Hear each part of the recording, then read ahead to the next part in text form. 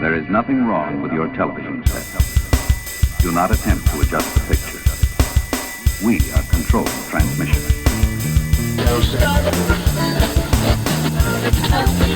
We've been fighting a long time, and we've all lost so very much, so many loved ones gone. You are not alone. There are pockets of resistance all around the planet. We are at the brink.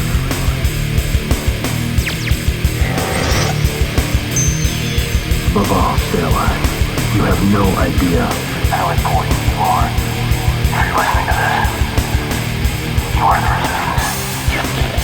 Welcome back to the broadcast. Who the hell do you think you are? My name is Max Fallis. Give it up for me, goddammit. And I have a burning desire to introduce to you this man. Who the fuck is that guy? He is the BBR Bagman. Sir, how are you? Tired. That's why I'm speeding right through this intro, because... cracking the whip and getting us moving on this show. We got the Preacher Man, too. Ah! Hey, everybody. I'm less tired. Hey, how you doing? Great. Good to see you. Thanks for coming. Great. All right, good. Now, what's on your topic, sir? I'm trying to keep up with these caffeine junkies. So, a couple of things I threw around in conversations with you guys this week. The first one, there's the 5 Hour Energy. Mm-hmm. We should really approach them for a sponsorship. Number 3 of the day. Just saying. Only 3? Well, it's the morning, midday, and nighttime edition. So, yeah. It's like medication. All right, go ahead, Batman. Sorry. Gotta maintain the proper dosage. Yes. So, the question I was knocking around with you guys, and you gave me wildly different answers, which I love, was, will 3D printers ever become as ubiquitous as home computers? Because we're seeing them all over the place. I feel like the hobby is growing. I'm certainly way deeper into this. And Max, you know damn well it's all your fault. Yep. Thank you. You're welcome. It was a very generous gift. Yep. But it kind of got me into a whole new world of stuff. Wait. Could this be the equivalent to the glasses from They Live? Maybe. See the world through a whole different lens now, sir? Whole different lens. All the plastic is fake. I can make it myself. It just has print.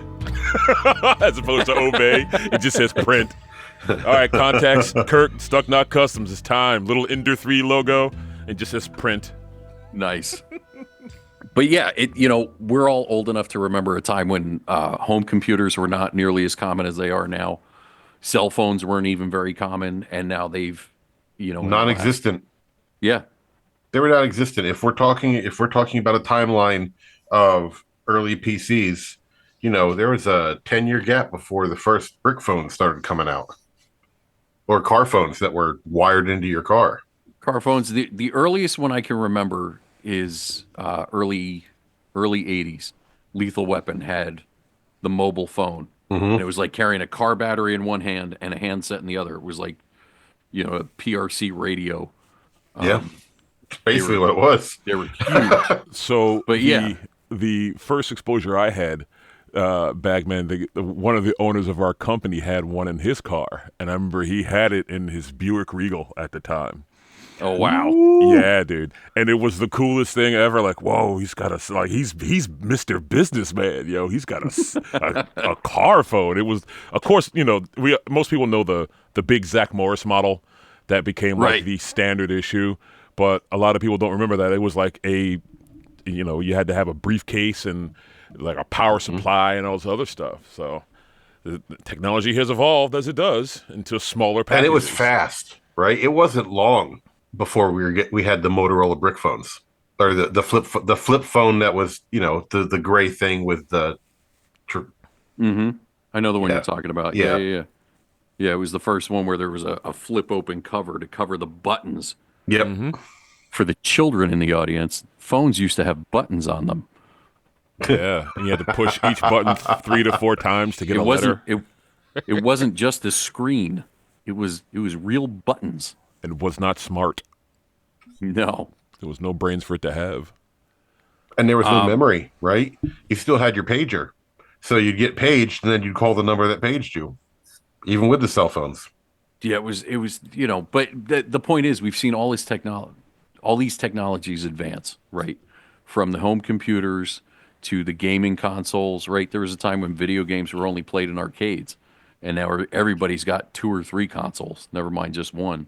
Not just the computer, but the printer with it, and the evolution of that, right? It used to be, oh, that's in the computer room. That's in the home office. Yeah. Right. That was a dedicated space for all that equipment because you had the tower, the monitor, the keyboard, eventually a mouse. The disk And drive. they were not small. They weren't small. You had a No. disk drive and you had a tape drive if you were cool enough to have both storage mediums. As much as I believe I grew up in the ghetto, I had a computer room with my Commodore 64, which I think is one of the reasons why I can type so well.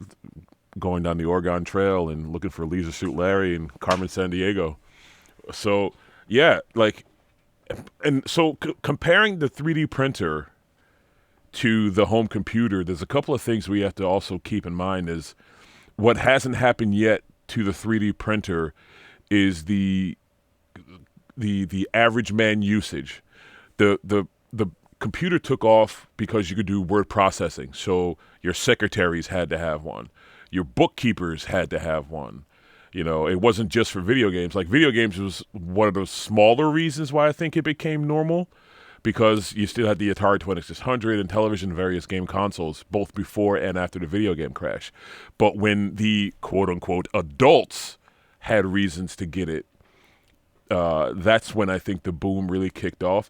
And for you younger folks, this is before it became a multimedia box. Like there was no way you were watching a movie on this. You weren't listening to music. You were either typing paperwork, word processing, programming if you were super nerdy with a pocket protector, playing space, or you were playing video games. And that's That though, I remember DOS-based systems that you had to log in and fire up the game through that prompt. Yeah. It wasn't just hit Dork. play and jump into it, but yeah. Yeah, Commodore 64, you had to type load because you literally had to load it off the 5 and 5.25, 5.5 inch drive, the first one, not the little one. Five but and you a had quarter. you had to load it in off of that, and that took a DOS prompt that you had to literally type in load. And it was multiple discs per game. Yeah. Fast forward to when CDs and DVD became the medium for video games. I think it was like PlayStation. You had multiple discs sometimes, but yeah. My point is that I think that 3D printing hasn't gotten to the point where there's a use for everybody in the house just yet to get to where you think it's going as fast as you think it's going. I think the tipping point for that is going to be once they can exert a level of control and exert a level of pay to print, right? Right now, it's the Wild West. You can print whatever you want. At a certain point, that's going to switch, just like it does with your phone. They're going to want to be able to get their advertising revenue, their microtransactions in, all that stuff. It's kind of like that with Thingiverse and whatnot, where you have to pay for someone's design, right? But that's still even a little bit different. You still have to have a knowledge of downloading, slicing, and running it through.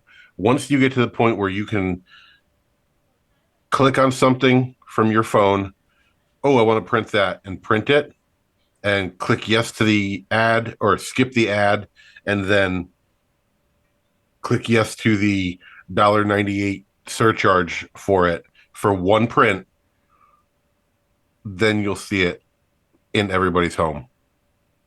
So here's my point, though. We're getting close on both of those, right? People are seeing, and there's so many businesses popping up, and a lot of them, are selling like the goofy flexi dragons and all those things, and they're keeping it kind of basic. But I'm seeing more and more companies making prototype parts, usable mechanical parts, housewares, things like that. And they're cranking this stuff out at your order, right? So you're placing the order, they're still giving you a physical product, but it's all being done through 3D printing. There's businesses all over the place. And again, I know it's partly the fault of my algorithm because I'm watching these things, so YouTube is feeding me more. but there's so many tutorials on how to start a 3D printing business and the pitfalls and what to get into. The other thing you brought up, Preacher, though, it's saying that you want it to be clickable from the phone.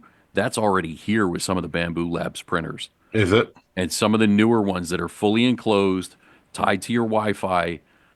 I was talking to a customer at work today, and he's telling me, yeah, I can start a print. He opens it up on his phone. He goes, oh, yeah, I like this. I'm going to load this. It slices it. It's ready to go because it's in that Bamboo software. Mm-hmm. And their file system is different. So it's already pre-sliced, supports all that's already figured out. And he can hit print from his phone, and his printer at his house an hour away fires up, and it'll be done when he gets there. So it's kind of like the Cricut database. Yeah. Like with the Crickets, you have the date. You can still make whatever you want, right? Mm-hmm. But they have a database that you can click, and it loads everything for you. Mind you, with a Cricut, you're still putting a material on and loading it into the thing, but same concept generally. Right, but these newer machines, you preload them. You put 4 spools in there, whatever colors you want. Yep. And as long as you're picking from those colors, that thing is printing from wherever you are in the world once you connect to it. Mm-hmm. Through the magic of the internet. It's off and running. The other thing Max had brought up was the maintenance. And I think that's so I'll give you 2 pieces. The maintenance has to get a little bit better. Again, it's a lot easier than it used to be just a few short years ago. I'm just looking at in the 2 years that you and I have been doing it, Max, the progression of the technology has gotten so vastly different than where we were just 2 short years ago, with fully enclosed printers that are ready to go out of the box, don't have to be trammed, don't have to be leveled. You're not going through any of that process. It's just ready to go. You're not assembling anything. It's very much a plug and play system. There's still more maintenance that has to be done with it than I think most people are willing to take on. Yeah. You brought that up the other day when we were talking about it. It's like you don't have to tune up your microwave. Yep. And that's what I was really comparing it to, that once it becomes a common household item, there needs to be zero maintenance for it, like fresh out the box, like a microwave or even a washer or dryer. Yeah, you change you clear off the filter in your dryer. You change the filter in your refrigerator, and literally that's usually just about it until you have to call a repairman because your ice is frozen or something like that. But the learning curve and the maintenance required for a 3D printer, it's not where it's common enough or where it's easy enough for anybody to just pull it out of a box. Once it gets that way, though, it will be like the microwave. And I wonder, too, not to sound sexist, but like the microwave, once you market it to the housewife, it becomes a household item. You know, much like the microwave, like the dishwasher, and how the guys used to, was it the fucking vacuum, door-to-door vacuum salesman, because that was all to appeal to the people who spend the most in the consumer market. Hello, sir. Is the missus home? Exactly. Like you go, guys who sell knives, you're not trying to talk to the man of the house. You're trying to talk to the woman of the house. Microwaves, household appliances. If this is going to get to that spot, that I think it will, because it's not just something that everybody wants to just make dragons with. But once you get to the point where, we're having a dinner party tonight, all right, set the table. You start printing your dishes to set the table. No, it sounds funny, but people will do it once it becomes just point and click, because that's where society wants to be, in a point and click kind of way, because you see how we consume media and everything else. Like I said, just Bamboo Labs right there has it. If you have the space and the print bed enough, you could set your table of 4 right there. Then just, all right, everybody go get your bowl off the table, off the print bed, and dinner served.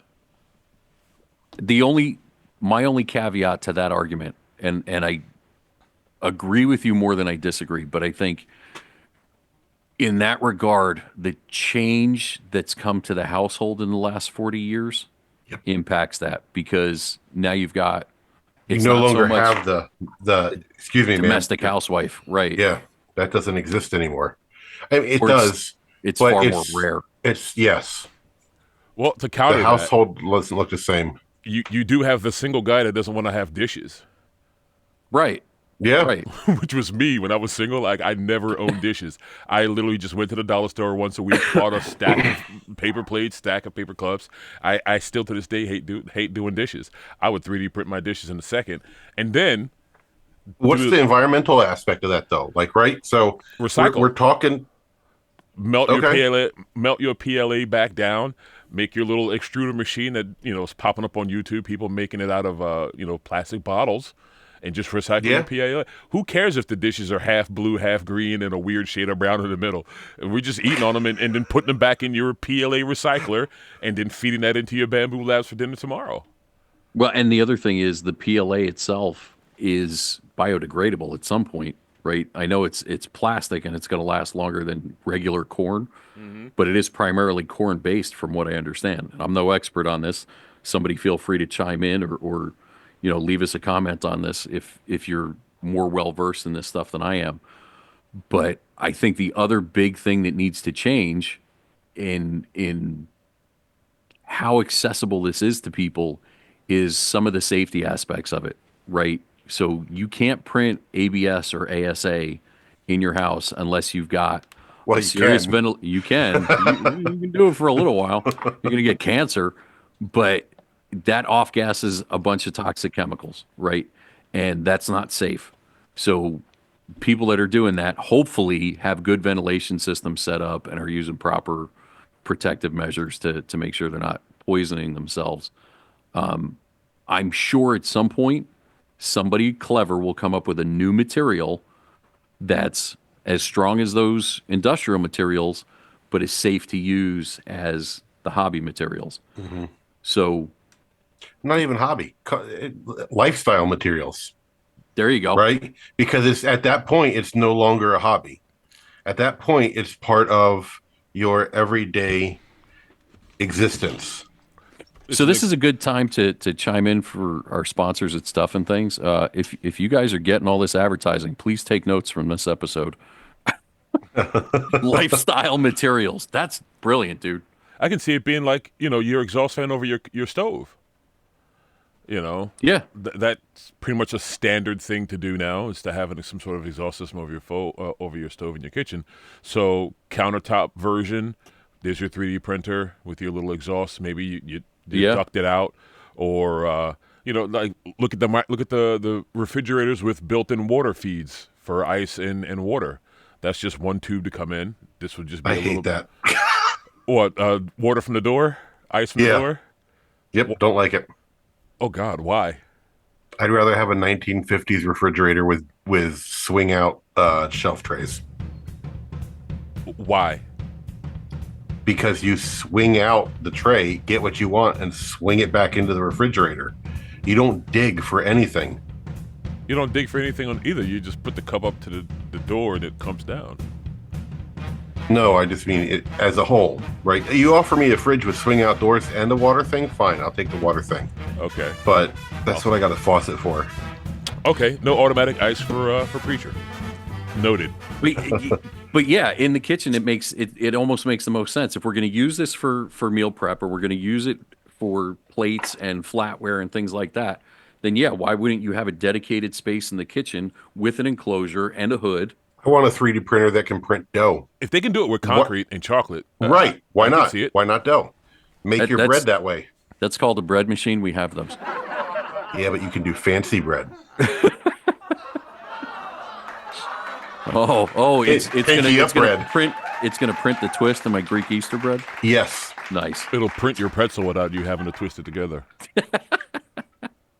Well, I mean, that doesn't seem so far-fetched, though. Right? No, that's my point. That's a logical extension at a certain point. I'm picturing the Jetsons with like the little robot hands that come out and like twist the pretzel and throw it at you. I'm also wondering, like, how much use is chocolate 3D printing being used? Like, I know it's a thing. I know people are, it's out on the market, but are we seeing it like on, Make the Best Cake Show or whatever cooking shows? Like, is it being introduced? Is the population test running this concept, or is it just some niche thing? I would say high-end chocolatiers are going to have a use for that initially. Right. And then what will happen is people will watch the show with a high-end chocolatier and they'll go, that's neat. That's really cool. I can use that for my parties or whatever. My little boutique And cupcake shop. Right, exactly. Yeah. And then it'll filter to the shops, the little, like you said, boutique cupcake shops. And before you know it, it'll be like, well, I'm going to make this for Christmas dinner. And everybody's going to get a personalized little chocolate Christmas ball ornament with something stuck inside of it, like a Kinder egg or something. And then an affluent housewife will start a print your own cupcake shop where you go in, just like, like when you make your own pottery or whatever, same thing. Like, we'll help you design it, and then you can sit here and watch your cupcake get printed with our chocolate Ender 3s.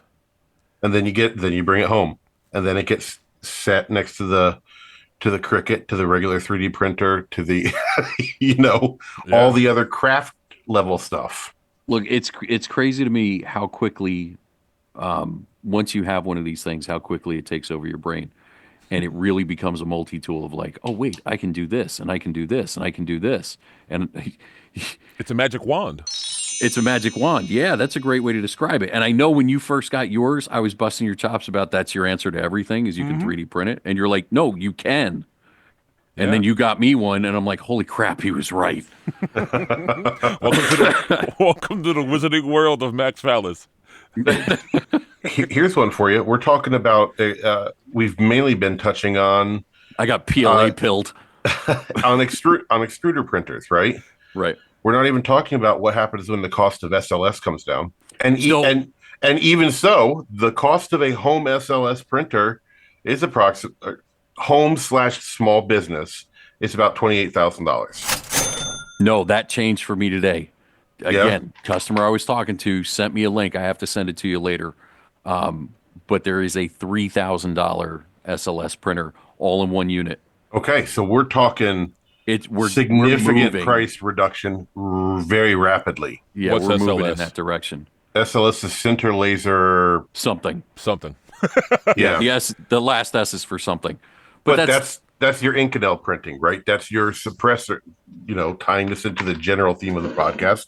That's your suppressor printing. That's your component printing with metal alloys. Okay, so that's how Stuff and Things does a lot of their plastic type parts, right?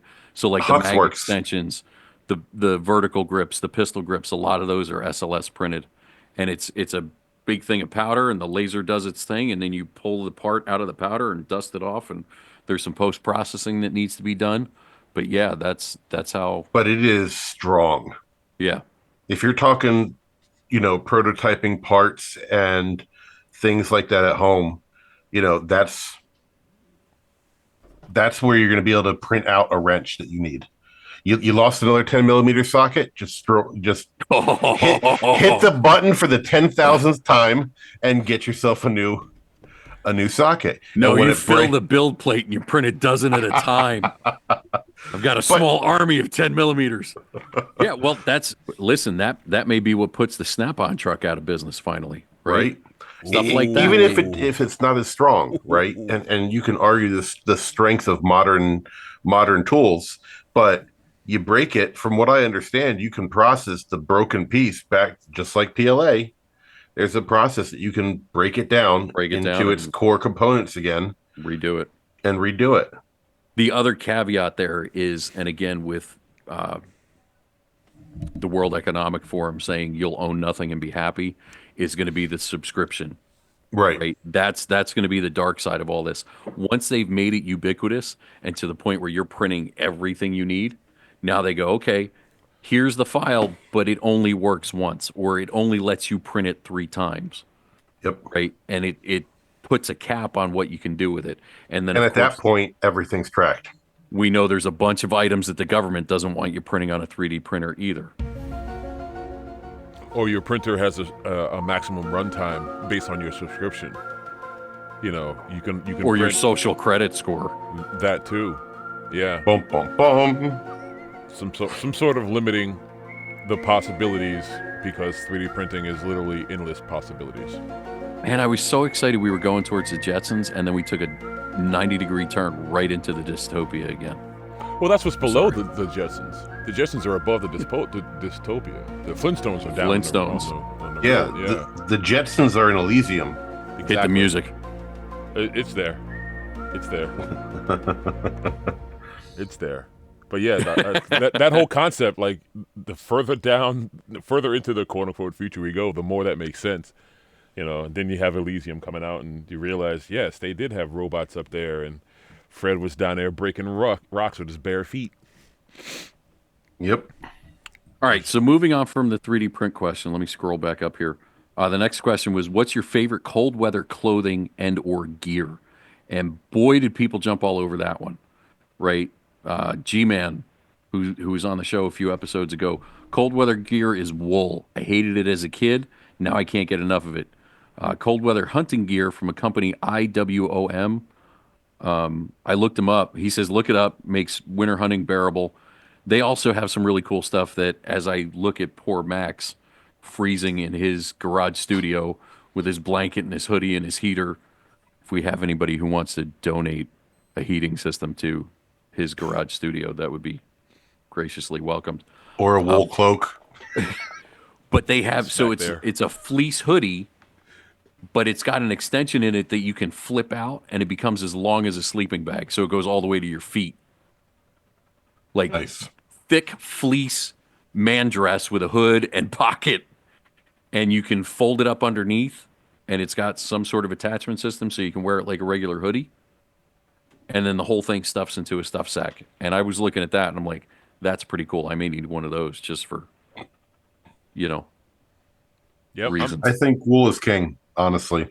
If you're not an ultralight backpacker, packing everything along with you, if you're just talking about being in the cold, I don't think you can beat wool. It's essentially waterproof or very water resistant, right? Because of the natural lanolins and everything else, as well as how the fibers are made up. And let's face it, not everybody, but a lot of people are going to remember the old school wool hunting jacket pants combo, right? Those things never wear out. They just don't. They last forever. No, and we were talking about that too, that I have a buddy who is, his weight loss goal was to get into, I forget if it was his father's or his grandfather's wool hunting suit. Mm-hmm. And he did what he had to do, and he got down to that size and wears that on all his hunting trips, and he's hunting all over the country now. But yeah, the fact that an article of clothing can be handed down across generations speaks to its longevity. Mm-hmm. Like, that's crazy. I can't get shoes that last more than a year, but he's got his grandfather's wool hunting suit. I'm a big fan of alpaca socks myself. That first pair that I bought at that one show that we went to is my all-time favorite. I walk around singing the praises of alpaca socks around my house constantly. There's a couple of songs that I sing. There's not much difference between alpaca and wool and sheep's wool. The only time I take them off is when I get into bed, because I'm quick to overheat. I've worn them to work in my work boots. If I could wear an alpaca suit, I totally would, because it feels like mom's hugs. It's very very relaxing. It's very soothing to the savage beast. Aside from that, like, I'm a layer kind of person. I'm quick to overheat, so I need to shut some of that off if it gets to be too much. A basic hoodie and my favorite jacket of all time, my flight coat, complete with the orange on the inside and black on the outside with the arm zipper, like that standard issue. Like, I purposely bought one size too big so I could have a hoodie underneath it. I prefer the kangaroo pouch pocket as opposed to zip up. Just something about the zip up hoodie that I don't like. But I could do that and just head out. Pants, I don't really normally wear jeans unless it's wintertime. Any other time I'm wearing like the Dockers or Dickies or something like that, just because the material of jeans, the thickness, again, I overheat quickly. But in the wintertime and the colder seasons, I prefer to just wear that basic jeans and my hoodie and my flight coat. And that's my winter loadout, if you would. Nice. All right, let me get to a couple more comments here before you go, Reacher. My Nike Pro Hyperwarm, this is from Barney. My Nike Pro Hyperwarm is the warmest base layer I have. Cabela's wool blend socks are okay, but on those cold days, I go thicker with a higher wool content. And then he gets into some of the other questions. Tony, who messaged me some of this stuff because he was showing me things. For me, my outer cold weather gear is mostly Carhartt. Nothing else seems to survive in a work environment. Base layer has been the stuff I got from Costco a few years ago. He takes a stab at the name. He gets into some other stuff. And then the other thing he threw out there that I thought was pretty cool, cold weather work gloves. There's a company called Superior Glove, and I looked them up, and they make, I don't know how many different SKUs of gloves, and he lists them here in the network, the two that he likes the most. One is a really heavy leather, like linesman's glove almost, that I think would be overkill for most people, but with Tony doing what he does, it makes sense. But yeah, that superiorglove.com was one I looked at, and a lot of really interesting stuff there. All right, Preacher, what do you got? What's your go-to cold weather gear? Currently, it's a Costco base layer. I think it's 32 degrees or 32 heat or something like that. And it's just standard. I think it's merino wool. So it's nice and thin, breathable.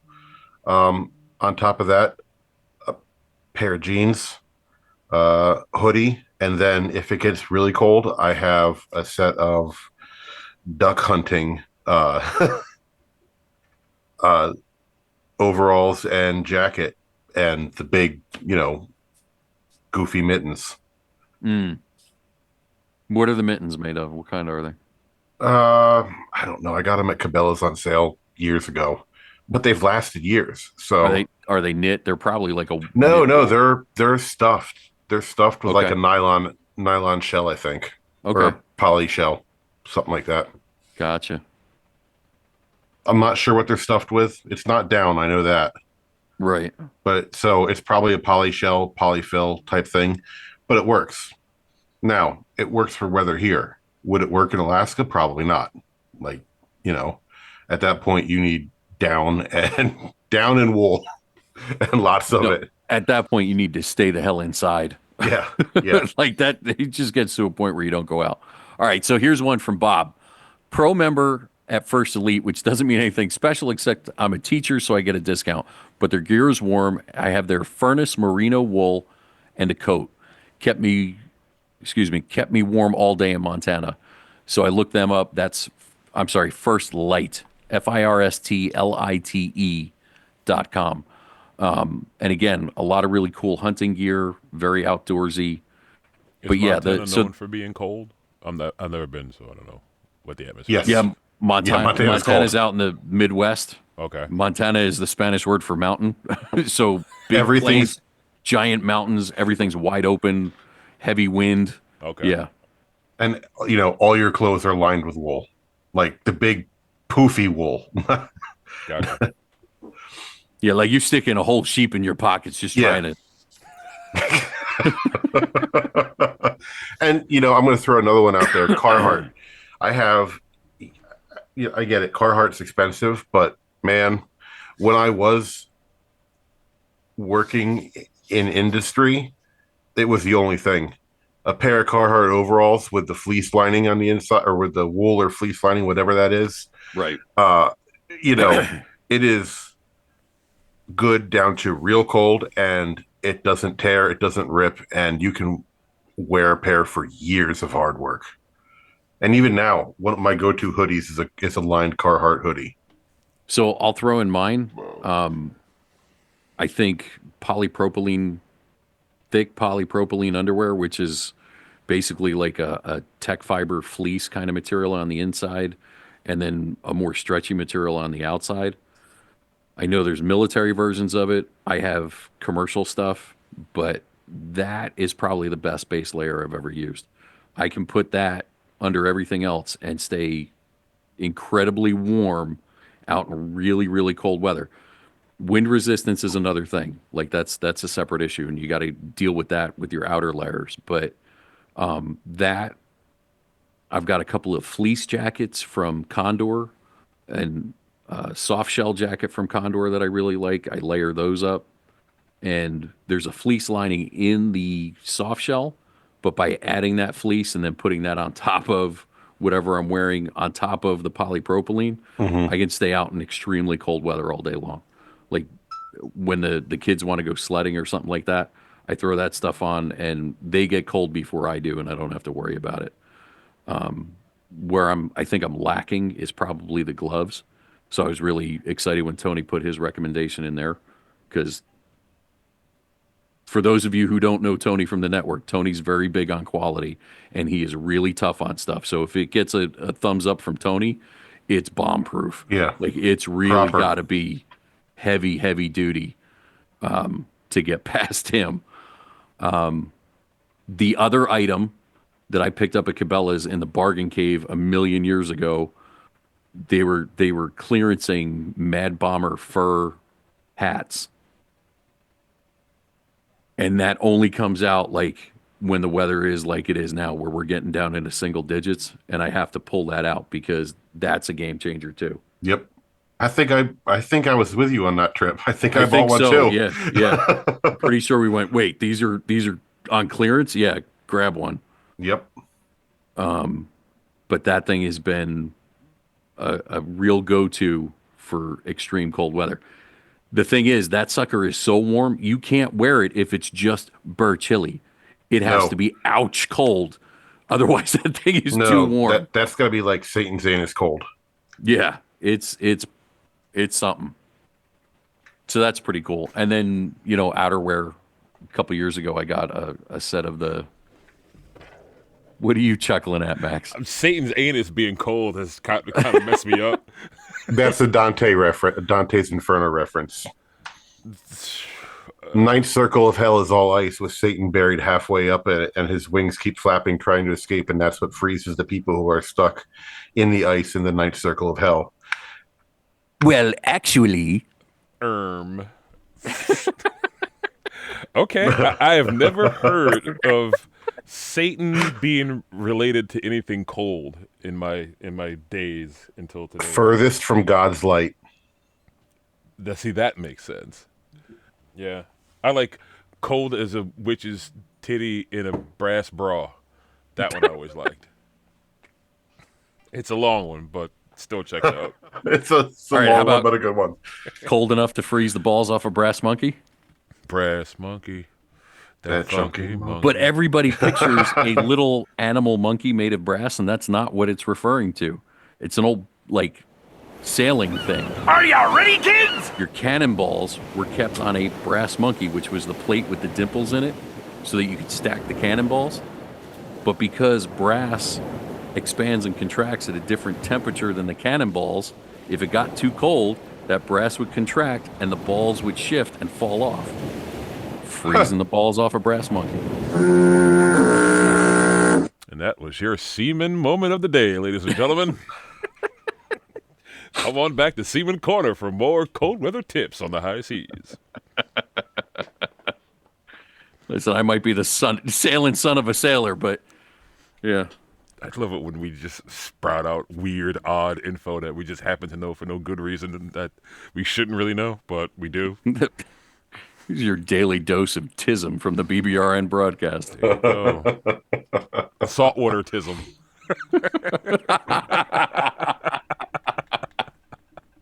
Usually have to go to the beach to get that kind of saltwater tism. Oh, that's good. It all comes from the network, baby, and all from the network. Oh, man. All right, so the third question I posed to the network, and we'll see if you guys, I know Preacher's going to lose it here. What trends are you seeing in the firearms industry leading into SHOT? Since we're 2 weeks out from SHOT Show, and a couple of people threw some things out there. Let me see. Let me read those first, Reacher, before you blow a gasket. So I'm not really up. This is from Tony, so I'm not really up on what's trending. But for me, always felt more comfortable shooting traditional style stocks over modern sporting. And before I get labeled a FUD, I don't hunt. I think everybody should own machine guns just in case. Let's see. Anything else on that front? Yeah. So I think that was in response to the question on tactical lever actions. Right. There was, because again, that's one of the trends this year. Mm-hmm. Tactical, yeah. So that's Barney. He says tactical lever guns. Are they just cool or do they actually work? Compensated pistols and red dots taking the skill out of competition shooting with a question mark. He's not making an accusation there. He's asking. Should comps and red dots be recommended for most carry guns? Question mark. And here's the one where Preacher is going to have a stroke. Tactical channel locks. AR magazine feed, lever action Henry, CMMG Descent, BR, and 338 Arch. 338 arc. Oh God. Let's hit the others first. The Henry. No. Let's go straight into you losing your shit. 338 arc. There's no freaking point to it. Okay. Who shoots 6.8 arc? Who shoots 6.8 SPC? Everybody remember 6.8 Grendel? No? Well, that's because they are all great rounds if you have a bolt gun. But there's bolt gun rounds that do better than all of them. 338 arc is still it's a 30 caliber round, but it's bigger than a 30 caliber round. It's the size of a 9mm. Come on. 338 arc, you're stuffing a 338 into an AR platform. CMMG, to their credit, did really good with 7.62 by 39 in the Mutant. But here's the thing. So the Mutant is using an AK magazine. Why is it using an AK magazine? Because it requires a full curve on the magazine. Same thing applies to 338 arc. Are they making it that way? No, they're making it with a straight wall magazine. Do you look at the size of the magazine that's in that thing? It's a 10-round magazine. That 10-round magazine is the max of a straight wall magazine for 338 arc. And here's the thing, they don't make 338 arc magazines yet. They make 6.8 arc magazines. The 6.8 arc magazines, they'll work. They might need modified, but they're about $100 a piece for a 10-round magazine. Why? It's ballistically almost the same as 6.8 Grendel. How'd that work out? Anybody here shoot 6.8 Grendel? No, nope. I didn't think so. It's too big for ARs. It's too big for ARs. And I'm not bashing Hornady because 6.5 Creedmoor is probably one of the best rifle rounds that are out there, right? Ballistically, but it's in a large format AR platform. So they're taking 330 barrel twist. Oh God. Okay. So remember the original 7.62 by 39 ARs. Yes. Right. Remember the funky mags that were on them? Yes. Remember the problems that they had with the bolts on them? Lots. Yeah. Why? Because the bolt had to be thinned out in order to fit the cartridge on the face of the bolt, and it broke because you thinned it out. Guess what? 338 arc has the same exact problem. So now, in order to make it reliable, you have to make it the bolt out of materials that cost a significant amount more. So it's not just a plug and play. They're touting it as, oh, you just change whatever and it'll be fine. No, you change the barrel, you change the magazines, you change the bolt. Why not just make... And I get it. No, you know what? I don't get it. I love CMMG, but this is a dumb move. It's not going to go anywhere.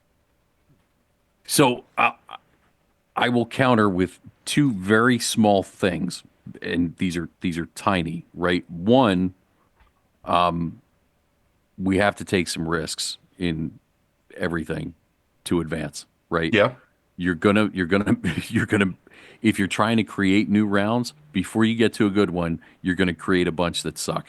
Yeah, 6.8 arc, 6.8 SPC, 6.8 Grendel. Maybe this is the one that's awesome out of all of those. It right? Can't be. I don't know yet. Okay, go ahead. Keep going. I'm sorry, I'm interrupting. Go ahead. No, you're fine. Second counter. No, I'm not there yet. Okay. So you have to go through that process, right? You can't cheat the journey. Max is cracking up. You can't cheat the journey. The second part is not everything has to be an AR for the love of Christmas. Right? You can design other guns. There's room in the market for other guns. It can be similar to an AR. It does not, because this isn't going to have any parts compatibility with most ARs anyway. No, it uses a 6.8 Grendel bolt. Right. The bolt's different. The upper's different. The barrel's different. Everything's got to be changed out because of that. Upper's the same. Maybe. There might be some subtle differences snuck in there. Okay, I'll give you that. But, and even if it is the same, you're still changing out enough that you could have done. So the way they did their radial delayed uppers, the way, who is it, the BRN? Oh, Brownells, the BRN 180. Right. So Brownells, you don't have to make an AR upper that's a quote unquote AR upper. It can be an upper that's compatible with an AR that's something different. PSA's Jackal, very similar. Sure. Any of those things are a viable option for that. And I think that may be better served for that round. And then maybe using more of a mutant type lower. And I haven't taken a more than a glancing look at this thing because I didn't have time. But if they're trying to use a traditional AR lower where maybe a mutant lower would be better served, and they're trying to use a traditional AR upper where maybe a redesigned new type of upper may be better served, I think those are the options that would make more sense to me. So, yeah, with that said, still love CMMG. Yeah, absolutely. Still love Mike over at CMMG. Like, absolutely. I just think this one's a miss. I think the round is a miss as a whole. And if you, the listening audience, disagrees, please feel free to comment on YouTube, wherever you're listening, and let us know why Preacher is wrong. But it's not even that. They're touting this as a super and sub round, right? Using Hornady's sub X bullets. Well, what makes them work really well is rotational velocity. So it needs to spin faster. So why is everything being made in a 1-in-8 twist? If you need to spin faster for rotational velocity to be what opens it up versus linear velocity, you need to be down to like the 1-in-4, 1-in-3, I don't know. Does anybody even make a 1-in-2? I don't know. But that would be a lot of spin. Right. Well, 300 blackouts 1-in-3. So is 8.6 blackout. And that's velocities coming out of, those are giving full expansion on 6 to 14-inch barrels. Reliably and repeatedly. I guess that's my point. What does 338 arc bring to the table? Right. What does this do that isn't already done by several other calibers? Right. Easier, better, more efficiently, less expensive. I don't know. But again, I come back to you got to make you got to hold space for innovation. I'm not saying you don't. Right? But here's the thing. You're with an AR style mag, you're still maxed out at 10 rounds. So what's the point? Right. That right there is probably one of the biggest cons to me. Max, what are your thoughts on the ballistic coefficients?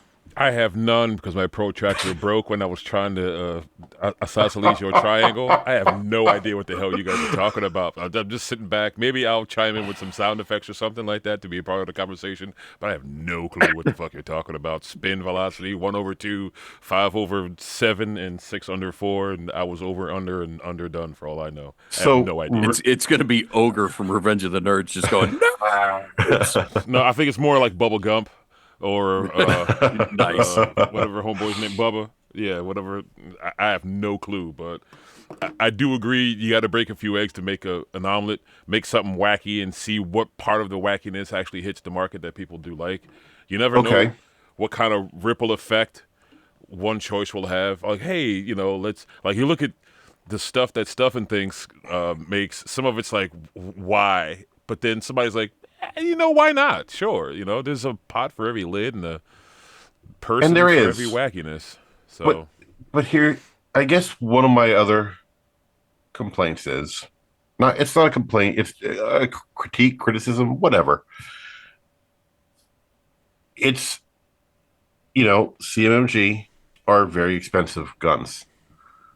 This is a brand new round, and maybe the gun makes the round popular, right? That's a very possible thing.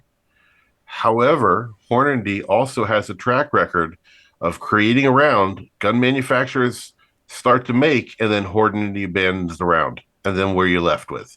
You're left with trying to reload if you were lucky enough to get the components through reloading before everything just dried up and disappeared.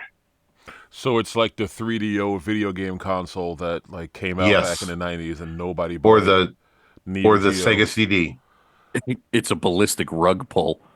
Right. And am I going to spend $1,800 on a rifle for a round that may or may not be around in 6 months to a year? Does firearms have the I buy it because I can, even though it's ridiculous kind of people, like the people who bought the Absolutely. Neo Geo because they could afford to do it, and the person who had the USS flag because they grew up in an affluent family? I see 338 arc going the way of a wildcat round, and that's fine. And you will always, always have a very small and dedicated community to that caliber. That doesn't go away. The other thing, Max, is you already know the answer to the question because you send me videos that those people create all the time. True. Like the dude with the nods rug in front of his gun safe who's, Yeah. doing the whole, I'm going to carry this to match these high tops or maybe carry this to go with these low tops. Yeah, so there is it's like the guys that go out and buy like sneakers, wear them once, put them in a box, and then they just show off the fact that they just have it. It is, Yeah. are things like that just like status symbols? Like I have it because I can afford Absolutely. it, even though a preacher thinks it's ridiculous for anybody to have it because it doesn't make sense yet. It's not fiscally responsible. It's not performance improvements at all. So why'd you do it, other than just because you could? But there's a I'm market not for saying that, there's too. no performance improvements, but I Okay. think that the use case scenario is so slim and limited for it that there are better options out there for the same use case scenario. Is that something that time could fix or expand on? Like more Listen, people I are was adapting proven this new wrong with round? 300 Blackout. For whatever reason, it is a ridiculously popular caliber. Okay. So now the flip side of that, I think 8.6 Blackout is amazing. And we fired a couple of them down at range day, and they were really sweet. I shot 300 Blackout for the first time, actually the only time there, and I did like the sound of that thing. That was the first thing I noticed, is this doesn't sound like my usual 5.56 223, and I like the difference of it. You shot the 8.6 Blackout too. Okay. What was the That one that I shot during the Mad Minute? That was 300, correct? Yeah. Yeah. Yeah. As soon as I pulled the trigger on the first time of that, I was like, ooh, this vibrates at my frequency. Yeah, immediately. So that's 300 Blackout. But no, I don't need another caliber in my safe. That's me telling myself that right now. And I'll be honest, my mind has changed on 300 Blackout over the years. Bagman remembers very clearly conversations that we had on it, and it was very similar to the conversation I'm having on this. This I'm going into a little bit more detail, right? Because to me, it really is not going to work. From a and maybe you're right? Maybe marketing leaps to hurdle on what this thing is. So yeah, marketing But toward housewives, like 3D printers. yeah. That's all. Make a little one you can put inside your garter belt. When you're going out shopping with the girls, make a purse size 300 Blackout or 680 Blackout or Blackfoot, whatever the other ammo is. I don't know. But marketing's a big deal. One of my arguments was always, why 300 Blackout when you can have 7.62 by 39? The supers are ballistically just about identical. I know they're not exactly identical, but they're comparable, right? You start looking at ballistic drop compensated red dots and whatnot, and it's 300 Blackout and 7.62 by 39. So, but now We don't get 762 by 39 ain't cheap no more. I think it's about the same cost. Well, maybe not, but close. Either way, time may prove me a fool, and you know what? If it does, I'll eat crow at that time. But for right now, I don't think it's a thing. But we can move on now to tactical lever actions if you'd like.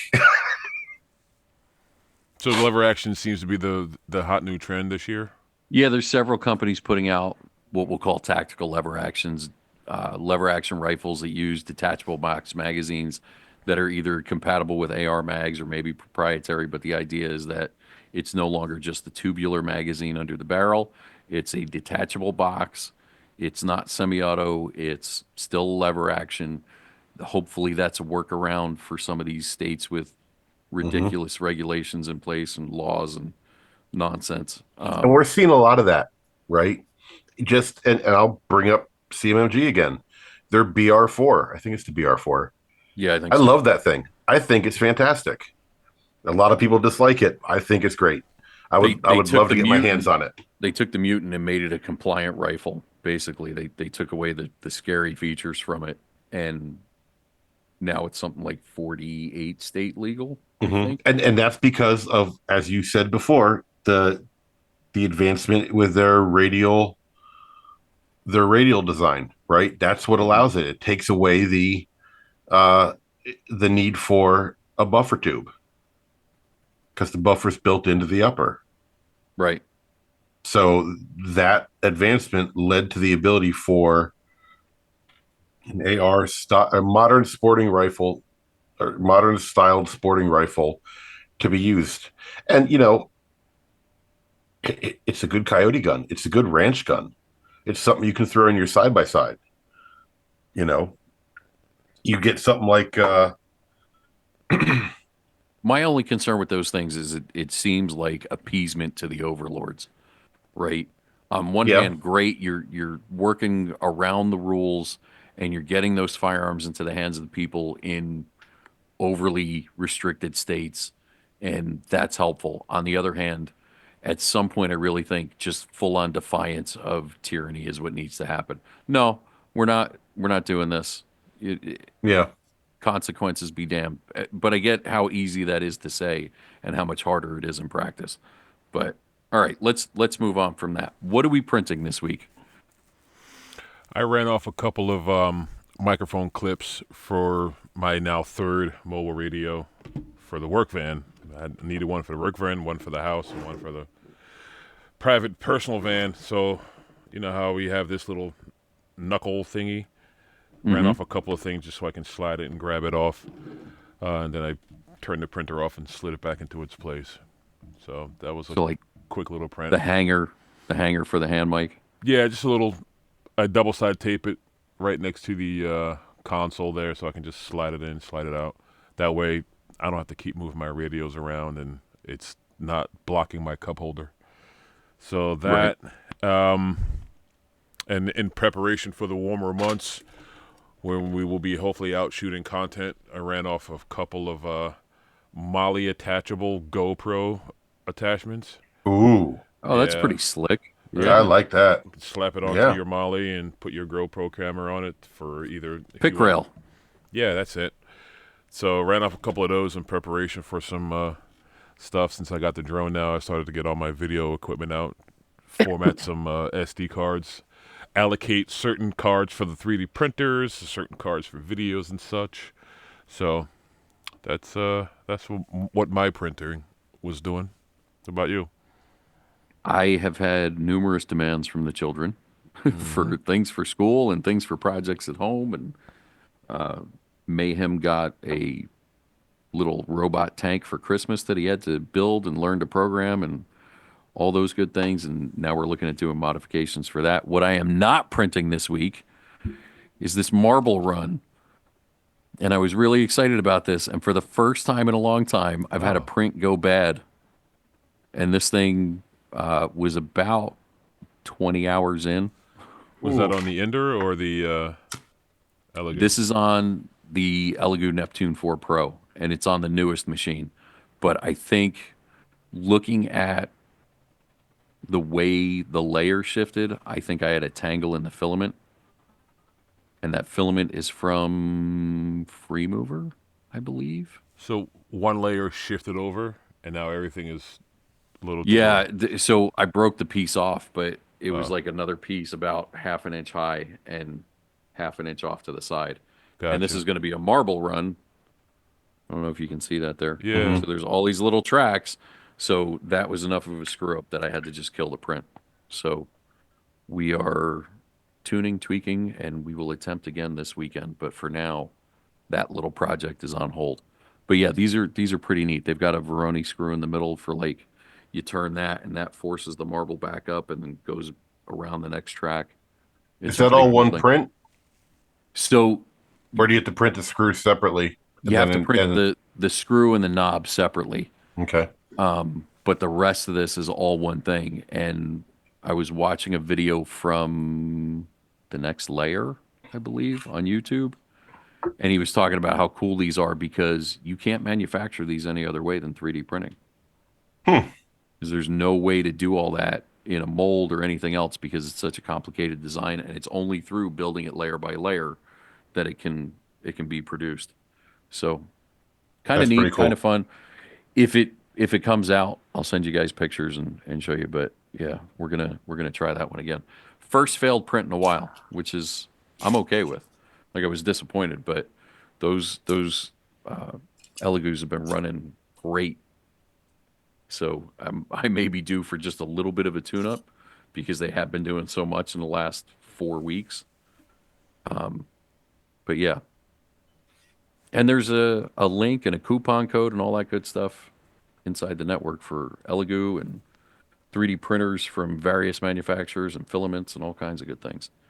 And since you were also talking about radios, Max, I have here. So this is the UV 5G Plus, and that was a new handheld I treated myself to after Christmas. Have you scanned a radio at a job site yet to talk to Yes. How well did it work? So I didn't do it with their radio, but I did it with another one of mine just to see if I could. And yeah, it works great. Nice. It doesn't save it for immediate use, but you have the information that you can then program in, which is easy enough to do. I too made a radio purchase. Uh-oh. What you got? Well, I'm still waiting for it, but the TID Radio H3. Handheld? Yep, handheld. Got 3 of them, and that will be used for basically Family comms. family comms. Yeah, Extended battery, USB charging? USB-C charging, extended battery. You can clone an entire radio. You can clone an entire. If somebody else has an H3, you can clone an entire radio. It also includes what a voice scrambler, which I like. It's not secure by any means, right? The radios that we're talking about, it's just security's not a thing, Right. right? But it adds a layer. Somebody has to work a little bit harder if they want to listen into your comms, and I like that especially for the day-to-day back and forth on the farm kind of communication. Does it have its own proprietary programming software, or you can use Chirp? Both. You can Nice. use Chirp, or you can program it right via Bluetooth from your phone. Came with the cable? Don't need a cable; it's Bluetooth, Oh, wow. Okay. and you can program it via USB-C. Ooh. Okay. Yeah. That's pretty cool. Good. And I believe there is a link in the network. There is now. So I went. Yeah, I realized we were lacking on links and coupons for the radio stuff. So I went in and did the work and did the homework and found a couple more. So there's TID Radio, there's Direct from Baofeng, there's Radiodity, and then there's another one that I just added today. Bear with saw me for a that. second. Yeah. But another manufacturer that came highly recommended, so I went and sought them out. Radtel. Mm-hmm. So They make good mobile units, apparently, yeah, and from what I that's understand. that's why I started looking at them. So because I got yelled at the other day for buying handhelds because I need a mobile unit before I buy any more handhelds. I got scolded. For those of you who didn't figure it out, it was Max. Yes. You have enough handhelds. Step up to a mobile so you have one in your car so you can ride around listening to frequencies like I do. You can do that with a handheld.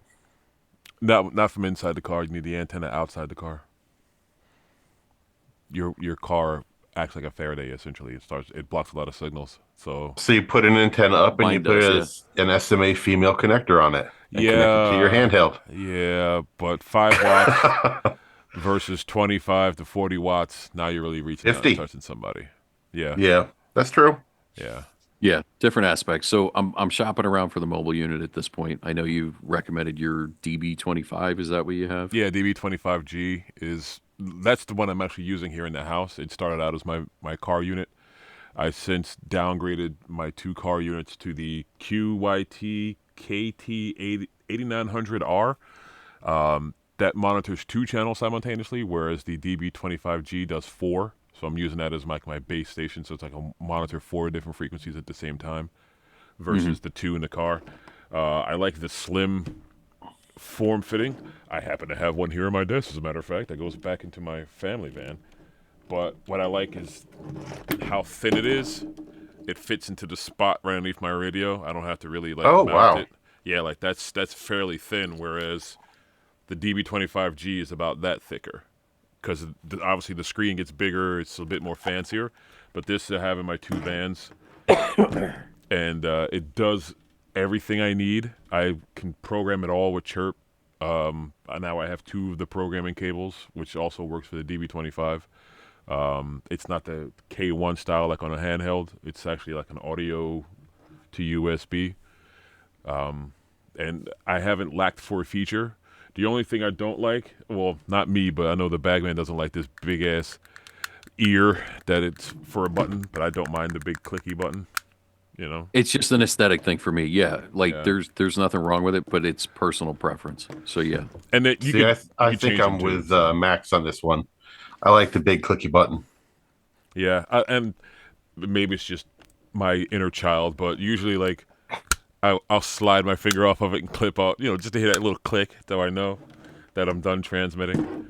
But aside from that, I think they're decent radios. I know some people will balk at the Chinesium and all this stuff, but for a new hobby, I'm keeping it budget friendly before I go crazy.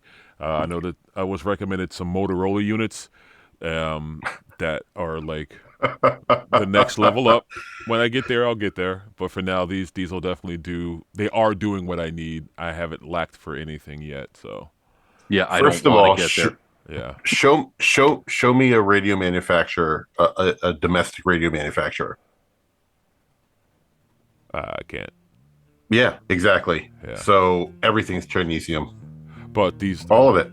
I will attest to the signal clarity of these Motorola's that are being recommended to me. Like, it sounds better than a speakerphone on a cell phone. Like, it's very, very clear. Oh yeah, it's still Chinesium though. Thanks for listening to this week's episode. Be sure to check out the sponsors we mentioned earlier.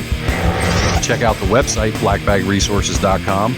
And if you really want to go deep and join the community, check out the Black Bag Resources Network. Thanks for listening.